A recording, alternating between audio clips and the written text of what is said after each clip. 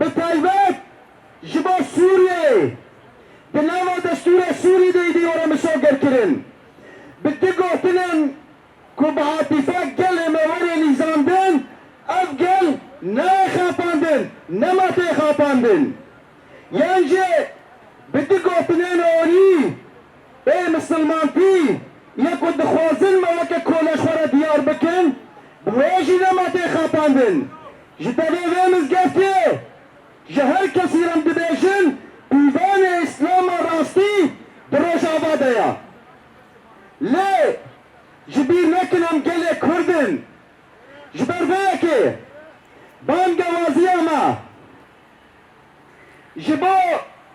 Kongresa Amerîkî Meclisê Wanê Şiyûx rayedarên siyasî em ji we re dibêjin bi erkê xwe yê exlaqî û însanî û wijdanî bilîzin ji ber ev gel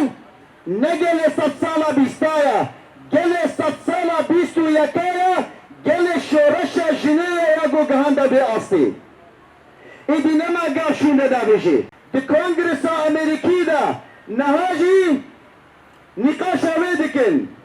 guftûgo dikin ji ber vê yekê ev milletê gokom bûne êdî dengê xwe ji we re dirêkê dibêjin gelê me mezînin û biryarê xwe bistênin